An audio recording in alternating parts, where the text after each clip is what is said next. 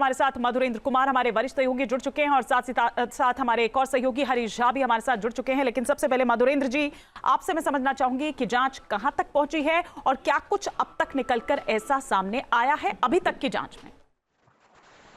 देखिए, जांच का दायरा लगातार बढ़ता जा रहा है और जो गठित कमेटी है उसने देखिए तो इस दायरे में न सिर्फ तुगलक रोड थाने को लिया है, बल्कि उस वक्त घटना से संबंधित जो भी लोग थे उन सबसे पूछताछ की गई है। चाहे एसएचओ मलिक की बात करें या सब इंस्पेक्टर की बात करें या फिर जो पीसीआर पहुंची थी उसके सब इंस्पेक्टर सहित जो हेड कांस्टेबल उनकी बात करें। तकरीबन 8 फोन जब्त किए गए हैं जिसकी फॉरेंसिक जांच हो रही है और इस जांच में ये देखा जाएगा कि क्या इस मोबाइल से कोई वीडियो रिकॉर्ड किया गया तो क्या इसे डिलीट तो नहीं कर दिया गया या इसे एडिट तो नहीं किया गया है। तो ये एक महत्वपूर्ण बिंदु है जिस पर जांच को आगे बढ़ाया जा रहा है और आज या कल ये भी होगा कि डीसीपी जो नई दिल्ली है उनसे भी दरअसल पूछताछ ये कमेटी करेगी। तो जांच के दायरे को बढ़ाते हुए दरअसल ये पूरा का पूरा दायरा जो है वो दरअसल एक तरफ फॉरेंसिक, दूसरा एविडेंस और तीसरा बयानों को रिकॉर्ड करना, इन तीनों ही हम देखें तो एक तरह से दायरे को बढ़ाया जा रहा है और कंक्लूजन तक जाने के पहले हर पहलू की तलाश की जा रही है कि जो ये नोट कांड है उसके पीछे का जो सच है वो निकलकर सामने आए। सबसे बड़ी बात है कि जब यह आगजनी हुई उस वक्त जो है पंचनामा नहीं हुआ, उस वक्त चीजों को रिकॉर्ड में नहीं लिया गया, जो नोट चले उनको भी रिकॉर्ड में नहीं किया है। उस पर भी जांच कमेटी ने सवाल खड़े किए हैं कि वारदात पर, घटनाक्रम पर वहां पर पीसीआर पहुंची, जब उसको आग के लिए अग्निशमन के अधिकारी पहुंचे, तुगलक रोड थाने से पुलिस पहुंची, तो उन्होंने इस पूरे प्रक्रिया को क्यों नहीं किया जो कि कानूनी प्रक्रिया है, कार्रवाई उसको क्यों नहीं किया और जो इस पूरे घटना की जानकारी आला अधिकारियों को उसको देने में देरी क्यों की गई। तो जो तमाम सवाल है वो भी दरअसल पुलिसिया कार्रवाई पर खड़ी हो रही है, उसको लेकर भी दरअसल जांच कमेटी जो है वो तमाम सवाल पूछ रही है।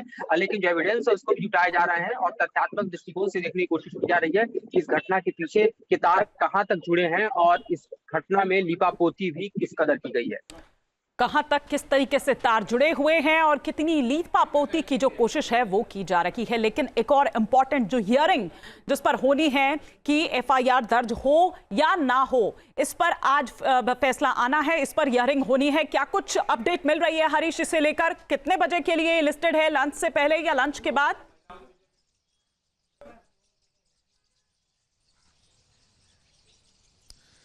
देखिए, अभी ये बताया जा रहा है कि 2 जजों की बेंच जिसमें अभय अशोका और जस्टिस उज्जवल भुइयां जो हैं वो होंगे और इसकी माना यह जा रहा है कि 12 बजे जो है इसकी हियरिंग जो है वो हो सकती है। लेकिन फिलहाल जो है मामला लिस्टेड नहीं हुआ है कि कितने बजे हियरिंग होगी, लेकिन ये माना जा रहा है कि लंच से पहले ही हियरिंग जो है वो हो सकती है। जिस तरीके से ये पूरा मामला सामने आया है, बेहद संवेदनशील मामला है जिसमें पिटिशनर की तरफ से पहले भी अर्जेंट हियरिंग की मांग जो है वो की गई थी सुप्रीम कोर्ट से, लेकिन उसको मना कर दिया गया था और साथ ही में कहा गया था कि एक तरीके से जो है इसकी सुनवाई जो है वो की जाएगी। लेकिन फिलहाल अगर हम बात करें तो साल 1991 का जो सुप्रीम कोर्ट का फैसला है कि अगर किसी भी हाई कोर्ट के जज या उससे ऊपर किसी जज को अगर सुनवाई करनी है, उनके ऊपर केस दर्ज करना है, तो ऐसे में चीफ जस्टिस की परमिशन जो है वो लेनी जरूरी होती है। लगातार याचिकाकर्ता की तरफ से यह कहा जा रहा है कि जिस तरीके से यह मामला है इसमें इन हाउस जांच जो की जा रही है सुप्रीम कोर्ट की तरफ से, उसकी जगह पुलिस की तरफ से इस मामले में जांच की जानी चाहिए, क्योंकि लोगों का भरोसा होता है कोर्ट में और अगर इस तरीके से इसमें अगर किसी भी तरीके का उल्लंघन माना जाता है तो लोगों के भरोसे पे चोट जो है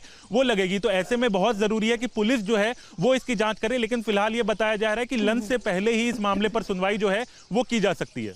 ठीक है, लंच से पहले ही बताया जा रहा है कि इस मामले में सुनवाई की जा सकती है और अहम ये फैसला होगा। क्या कुछ रहता है देखने वाली बात होगी। लेकिन एक बार वापस हम मधुरेंद्र जी का रुख करते हैं। मधुरेंद्र जी, कुछ बयान दर्ज हो चुके हैं, कुछ बयान दर्ज होने अभी बाकी है। आज माना जा रहा है कि सीआरपीएफ के भी कुछ जो स्टाफ है उनके बयान दर्ज हो सकते हैं। क्या कुछ इसको लेकर जानकारी आपको मिल रही है?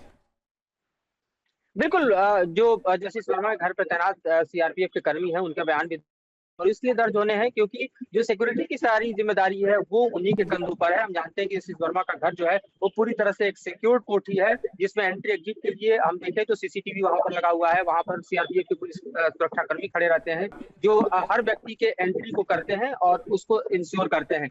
लिहाजा जो आप स्टोर रूम देख रहे हैं वहां अगर कोई नोट कांड हुआ है तो वहां तक कौन पहुंचता है, किसका आना जाना है, एक्सेस किसका है, ये सारी जानकारी जो है वो सिक्योरिटी पर्सन्स दे सकते हैं। लिहाजा उनसे पूछताछ की जानी है। इसके अलावा नई दिल्ली के डीसीपी से भी पूछताछ की जानी है ताकि ये पता लगाया जा सके कि जो समूचा एक तरह से पुलिस रिकॉर्ड में घटनाक्रम आया उसमें देरी क्यों हुई। उन तक ये मामला सुबह 8 बजे तक पहुंचा तो क्यों पहुंचा जबकि घटना रात को 11:30 बजे हुई थी। तो ये आखिरकार उन्होंने जानकारी जो पुलिस आयुक्त को दी वो टाइम ड्यूरेशन क्या रहा और उनके पास जो एविडेंसेस आए, जो फुटेज आया, वो कितनी देरी से आया और क्यों देरी से आया, तो तमाम ऐसे सवाल हैं जिसको लेकर आगे जांच कमेटी अपने जांच के दायरे को बढ़ा रही है। और इसके ठीक है। दायरे में हम देख रहे हैं कि फिलहाल जो तुगलक रोड थाना है वो आ चुका है, फायर जी। सर्विसेज आ चुका है, फायर सर्विसेज के चीफ आ चुके हैं, अब सीआरपीएफ के पर्सनल्स आने हैं, इसके ठीक अलावा है। नई दिल्ली के डीसीपी आए हैं। ठीक है मधुरेंद्र जी, बहुत शुक्रिया इस तमाम जानकारी के लिए आपका भी, और हरीश आपका भी बहुत शुक्रिया इस तमाम जानकारी के लिए।